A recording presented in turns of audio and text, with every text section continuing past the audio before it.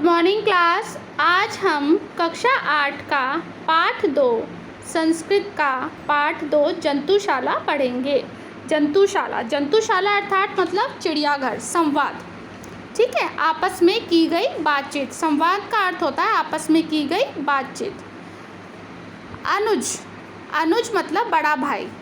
अस्माकम, अनुज कह रहा है अपने बड़े भाई से, अनुज छोटा भाई अपने बड़े भाई से कह रहा है, अस्माकम जनकः अस्मान् अत्र किमर्थम आनयत्।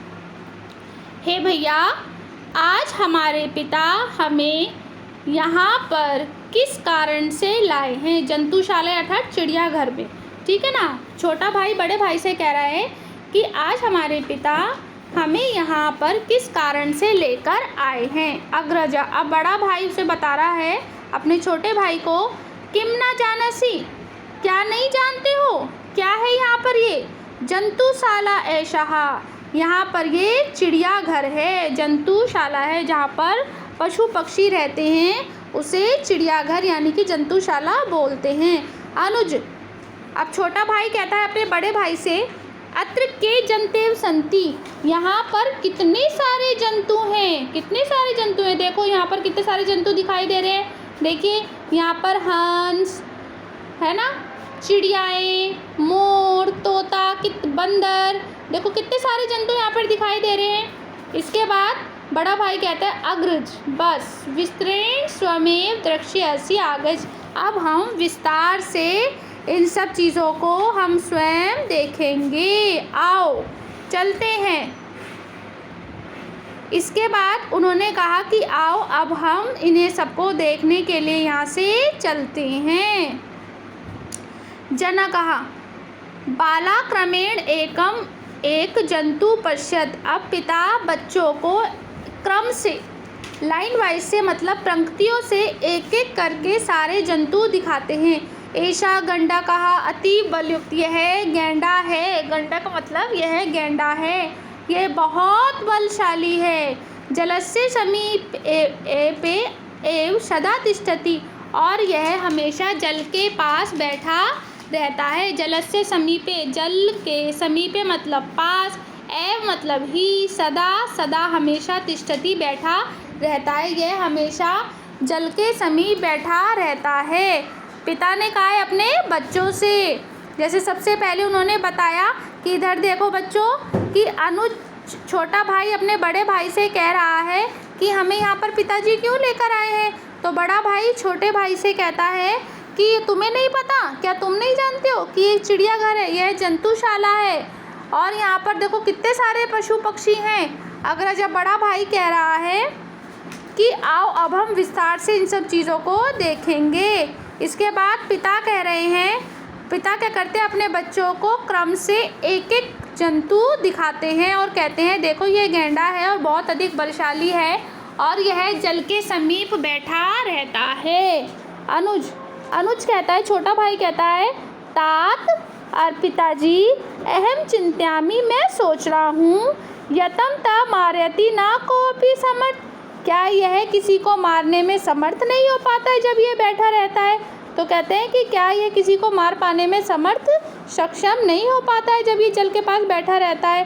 अग्रज, कथम न तत् महापंचरे सिंहम पश्य, कि यह मतलब बैठा रहता है, मारता नहीं है, मतलब किसी को भी है जी मारते नहीं हैं।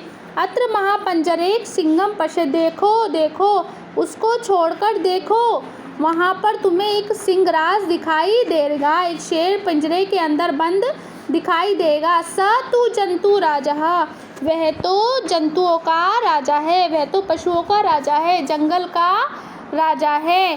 गंडक व सयात गजः व सयात, देखो यहाँ पर गेंडा है, हाथी है और शेर है, और ये सारे ही बलशाली पशु होते हैं। सिंहा षडेन एवं तब मारयोति समर्थ, यह जो गेंडा है यह सिंह को यानी कि शेर को भी मारने में समर्थ हो जाता है, सिंह को भी मारने में समर्थ रहता है, यह सिंह को भी मार सकता है। राधा, अब उनकी पुत्री है राधा, वो कहती है, तात ये जंतवा अत्र वसंती, ये जंतु यहाँ पर बसते हैं, मतलब यहाँ पर ही रहते हैं। तो अगर ये पशु यहाँ पर रहते हैं तो तेषां भोजनस्य व्यवस्था कम करोति। इनके भोजन की व्यवस्था कौन करता है? अब उनके पिता उन्हें बताते हैं, जनकः तत्र प्रत्येक जन्तवे सेवकः भवति। पिता बताते हैं कि वहाँ प्रत्येक हर एक जंतु के लिए, हर एक पशु के लिए एक सेवक अवश्य होता है। सा एव तदनुकूल भोजनस्य रक्षणस्य च कार्यं करोति। वे लोग सेवक मतलब इनके पशुओं की सेवा करने वाला व्यक्ति जरूर होता है और वह इनके अनुकूल ही भोजन की रक्षा करने की कार्य करते हैं। जो इनके सेवक होते हैं वे इनके भोजन का कार्य, इनके रक्षा का कार्य करते हैं। अनुज, अब छोटा भाई बोलता है, तात वयम तु शांतस्म उपविशाम। क्या अब हम भी विश्राम करने के लिए बैठ जाएं? हम भी अब थक गए हैं, हम भी बैठ जाएं। भोजन कृत्वा अन्यानां जंतून् द्रक्ष्यामि। और भोजन करने के बाद हम बाकी के बचे हुए पशु पक्षियों को देखेंगे। किसने कहा ये? अनुज ने कहा कि भोजन करने के उपरांत जब हम पूरी तरीके से भोजन कर लेंगे तब हम उसके बाद बचे हुए पशु पक्षियों को देखेंगे, इसलिए अभी हम सब बैठ जाते हैं। ते भोजनाय उपविशन्ति। और वे सब भोजन करने के लिए बैठ जाते हैं। इसी प्रकार जैसे बच्चों आप लोगों ने भी देखा होगा ना, आप लोग भी कभी चिड़ियाघर गए होंगे तो वहाँ पर आप लोगों को भी बहुत सारे पशु पक्षी दिखाई दिए होंगे। गैंडा भी, शेर भी, मोर भी, गीदड़ भी, हिरन भी, हाथी भी, है ना, कितने सारे पशु पक्षी दिखाई गए होंगे। तो जंतुशाला अर्थात चिड़ियाघर में इसी ही प्रकार के पशु पक्षी मिलते हैं। तो इस प्रकार पिता जो है अपने पुत्र पुत्रियों को जंतुशाला दिखाने ले गए हैं और सबसे बलशाली उन्होंने बताया कि गैंडा होता है जो शेर को भी मार सकता है।